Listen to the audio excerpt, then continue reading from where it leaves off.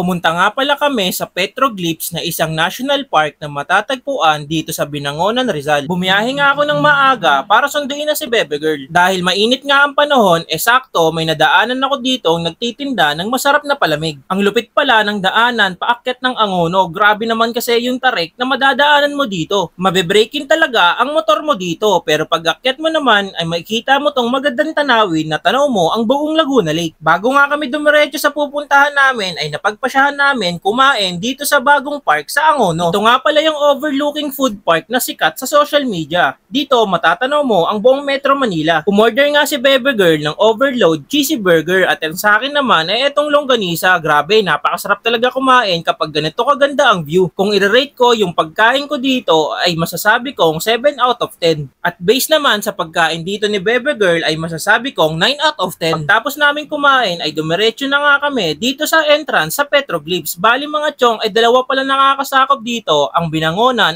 at Angono. Libre nga lang pala ang pagpasok dito kaya ano pang hinihintay mo, isama mo na yung bebe mo. Dalawa kami ni Bebe Girl ngayon dito. Walang entrance fee dito. Open sila dito Monday to Friday. Tingnan nyo mga chong yung entrance. Sheesh! May paniki no. Ay, may mga butas-butas. Oh, una ka girl. Para ikaw una sa paniki. Ayan, may mga butas-butas sila dito mga chong. Ang haba nung ano, binutas sila dito.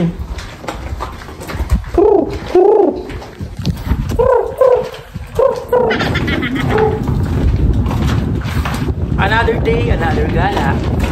5 to 10 minutes nga pala yung lalakarin nyo para mapuntahan tong Petroglyphs. Pagpunta nyo nga dito ay may sasalubong sa inyo na masarap na hangin. Tapos gumawa na rin pala sila dito ng hagdan para daw hindi masira yung Petroglyphs. Sa gitna na ito mga chong. Oh, di ba? May punong malaki. Angas. Ito yun siya mga chong. Oh. Ano nyo? Dito daw nanirahan yung mga unang tao sa Pilipinas. Di ba? Hanapin pa natin yung iba. Ito mga chong, medyo mas malalim yung uka nila. Ayun o. Ito. Ayun o. Para siyang ano. Para siyang turtle. Ano ang ibig sabihin yan? Girl, translate mo ang ibig sabihin yan. Turtle. Tapos yung isa, ito. Parang taong tumatalon yun. Yan, kita niyan. Para siyang tao na nanatalon. So, ibig sabihin yan, masaya siya. Kasi natalon siya. O kaya bagong taon niya nung inuka. Kasi tumatalon siya. Ang galing. Tapos may ano dun mga chong. Hindi ko lang kung bagong gawa na to or matagal na yung kuweba na yung papasok.